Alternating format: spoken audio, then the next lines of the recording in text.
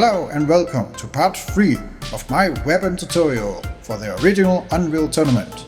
Let's begin with the BioRifle. Let's start by getting the in-game information read aloud. Classification: toxic rifle. Primary fire. Wads of pteridium byproduct are lobbed at a medium rate of fire. Secondary fire. When trigger is held down, the BioRifle will create a much larger wad of byproduct. When this wad is launched, it will burst into smaller wads, which will adhere to any surfaces. If the projectile hits another player or the user is hit instead, it can kill them instantly. Techniques: byproducts will adhere to walls, floors, or ceilings. Chain reactions can be caused by covering entryways with this lethal green waste. And now, let's hear what the manual has to say about this weapon. BioRifle primary fire. Fires clumps of toxic sludge. Secondary fire. Hold and release to fire a larger clump of toxic sludge that bursts into multiple clumps upon impact. This unconventional close to medium range weapon is more deadly than it appears at first glance. The primary fire spews clumps of toxic sludge that glom onto solid surfaces and float in water. They explode after a few seconds, or when touched by another object or passerby, causing considerable damage. Some competitors cover the floors, walls, and ceilings of narrow hallways with the stuff while running backward to trap unwary pursuers. Press and hold the secondary fire to load up and fire an enormous blob that will literally splash apart when it hits a surface, spreading smaller hunks of the dangerous substance across a wide radius. Alright, let's talk tactics. A well-known strategy with the BioRifle is turning the floor into a temporary minefield. This is great for blocking an entrance in Capture the Flag or Domination maps. Even in Monster Hunt, the BioRifle shines as a defensive tool. Another well-known strategy is to fire a fully charged secondary sludge shot at the ground while running backwards to surprise a pursuer. But you don't actually need to run backward. You can simply shoot it right in front of your feet. Instinctively, you might want to jump over it, but as long as you fire straight down 90 degrees, there's no need. Just shoot and keep running. However, if you fire it a little ahead of you, then you will need to jump to avoid stepping into it. As soon as the sludge lands, it splits into 7 smaller blobs. What many players don't realize is that you won't take damage from any of your 7 blobs, unless it first lands on a surface. If it hits you directly, it passes through harmlessly. But be careful. If the sludge collides with another object or another blob, it will explode. And then you'll feel it. However, it rarely happens, especially in open spaces. When using the BioRifle, avoid standing in the open against hit-scan weapons, like the Enforcer and minigun, as your rate of fire and range is much lower in comparison. Instead, take cover behind walls, corners or boxes, and use the weapon's ballistic arc and splash damage to your advantage. Whether you're behind cover or not, try to anticipate your opponent's movement and fire where you expect them to be. If an opponent gets right in your face, firing the BioRifle can be risky. Expect to take splash damage. And if you're holding a fully charged shot, there's a high chance you'll die from it too. The BioRifle is primarily a defensive weapon, so chasing enemies with it isn't recommended. However, if you catch an opponent off guard and they haven't seen you yet, you might have a chance to take them out. In a game like Unreal Tournament, you won't win a deathmatch by hiding. That's why I primarily recommend the BioRifle for team-based modes, like Capture the Flag, Assault and Domination, where defending an objective is key. Now here's a cool quirk. The BioRifle behaves very differently in water compared to other weapons. Instead of sinking, the sludge rises to the surface and floats. This can be useful in several ways. If you lose orientation underwater, fire some sludge. It'll float up and show you the way. If you know an opponent is about to emerge from the water, coat the surface with sludge for an unpleasant surprise. Even a thin layer of water stops the sludge, so be mindful of where you fire. The BioRifle also interacts with certain doors in unexpected ways. On maps like AS Ballistic, sludge can delay door openings, giving you an extra edge. But be aware that opponents can destroy your sludges with splash damage weapons, even if they're on the other side of a door. And here's something fun. It can block fireballs. But I'll be honest, pulling it off in real gameplay is tricky, so don't rely on it too much. Now, let's talk about the Toxin Suit. If you manage to get one, or summon it by typing summon unreal I.Toxin Suit in the system console, you'll become completely immune to toxic damage. That means acid pools, slith projectiles, and even the BioRifle itself won't hurt you. The Toxin Suit originally comes from Unreal 1, but you might find it in custom maps, especially in Monster Hunt. Since the Toxin Suit nullifies all toxin damage, it's a great tool for practicing BioRifle weapon jumps, which I cover in my jumping tutorial if you want to check that out. Oh, and speaking of sliths, they're completely immune to BioRifle sludge, so don't bother wasting ammo on them. Now, let's clear up a common misconception. Some players joke that the GES in GES BioRifle stands for green exploding shit. I get it. It kinda fits the chaotic vibe of Unreal Tournament, but I'm pretty sure it actually stands for green energy sludge. Unfortunately, I can't find my original source for this, so take it with a grain of salt. And here's a fun fact. Back in 2015, the BioRifle actually won a Fun Gun Award. That's right. People officially recognized how hilariously weird and effective this thing can be. If you've made it this far into the video, please give it a like and consider subscribing. It really helps me gauge interest in more Unreal Tournament content. Thanks for watching. Now, let's move on to the ASMD Shock Rifle. What's that?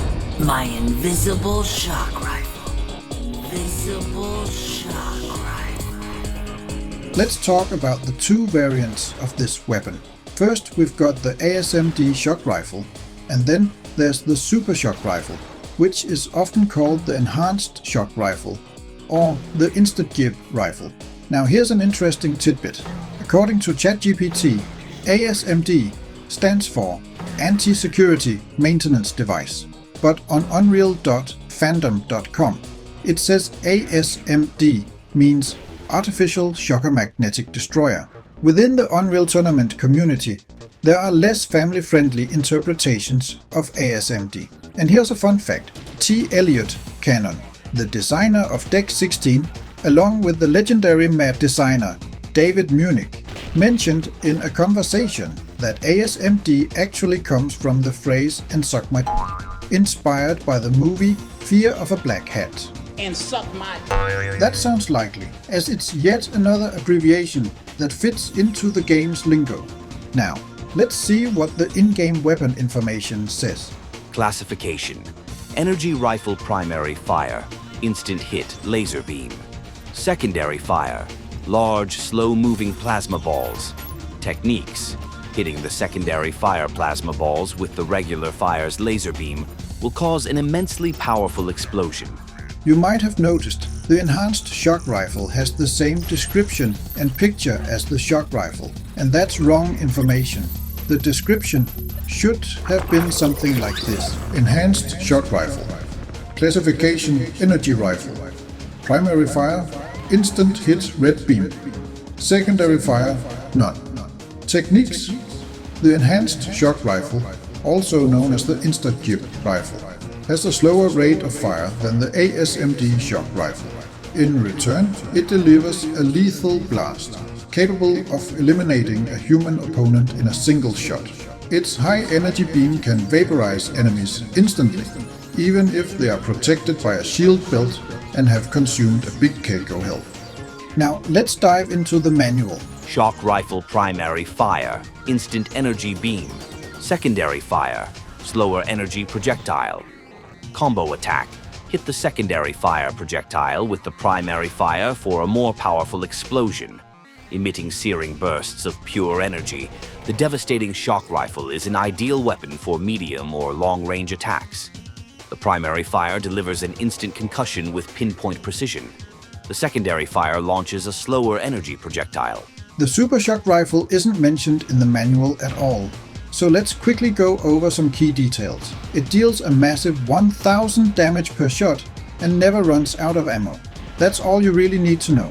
So let's jump straight into some juicy details about the ASMD shock rifle. You probably already know that the shock rifle's secondary fire, the shock ball, can be used for weapon jumping. If not, check out my video series on jumping and weapon techniques. But did you know the shock ball can also block certain projectiles? What is going on? It can stop fireballs, brute missiles, sludge from a slith,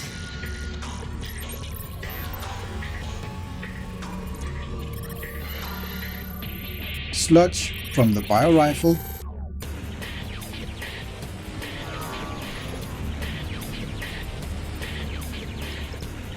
and even other shock balls. What's interesting is that when it blocks fireballs or brute missiles or sludge from a slith, it continues moving along its original path. Blocking projectiles with the shock ball isn't easy to pull off, but it's definitely possible.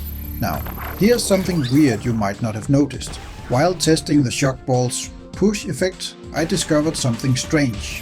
When you hit an opponent directly, the blast can pull them toward you by 2 to 8 meters and even launch them up to 4 meters into the air. Sometimes it pulls them sideways, and occasionally it even pushes them away. But here's where things get even more interesting. Against bots, whether in single player, multiplayer or LAN, the shock ball usually pushes them away or to the side, only rarely pulling them in. In Monster Hunt, I noticed it sometimes pulls monsters, depending on their size. And in an online match against a human opponent, the shock ball only pushed, just like it does against bots. So based on my testing, this pulling effect seems to only happen in LAN matches against human players. Have you ever noticed this happening? Let me know in the comments. This can make a huge difference in capture the flag matches. Whether you're pulling or pushing the flag carrier can completely change the game. Now, let's talk about long-range harassment. The shock rifle is one of the best weapons for this, since both primary and secondary fire are long-range and have a pushing effect. But to use it effectively, you'll need a small crosshair that doesn't obscure your target. At long distances, enemies are tiny, and a bulky crosshair can make aiming much harder. You also need to understand the difference or misalignment between your crosshair, your chosen weapon hand, and where the shot actually lands. Once you're aware of this, you'll improve quickly. I have a video explaining how different weapons are misaligned with your crosshair. Check it out if you're interested. Just be aware that in open chaotic maps, experienced players will spam shock balls at spawn points from long distances. This is especially common in capture the flag games, where the goal is to slow you down, secure a spawn kill, and maybe even frustrate you into rage quitting. Don't let it get to you. Keep moving and you'll eventually break free of the spawn kill cycle. And remember, you can counter an incoming shock ball with your own shock ball, or detonate it using your primary fire. Fun fact, if you detonate an opponent's shock ball and it kills them, it counts as a suicide for them.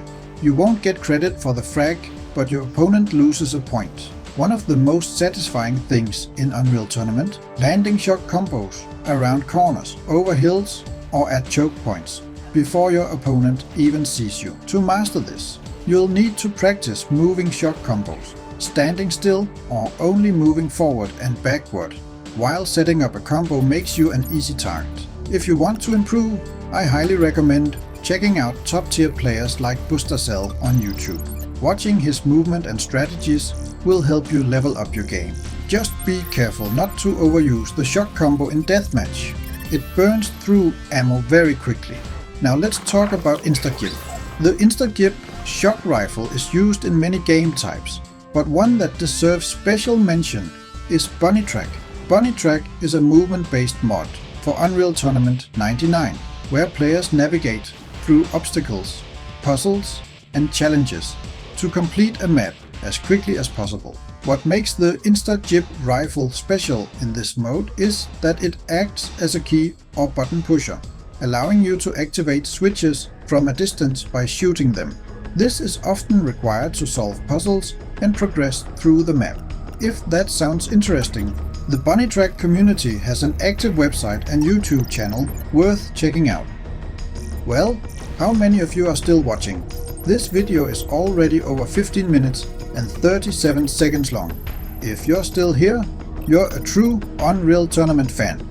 And you might be wondering, why did I include the ASMD abbreviation when it's not mentioned in the in-game weapon info or the manual? Sure, some online guides use the abbreviation, but it's actually a leftover from the original Unreal. In Unreal 1, the shock rifle was called the ASMD, but the abbreviation is still in Unreal Tournament, just very discreetly. Every time you pick up the shock rifle, the game says, You got the ASMD shock rifle. and in the game's code, it's called ASMD Model 2. Alright, that's enough about the two shock rifles. In the next video, we're kicking things off with the pulse gun. See you there.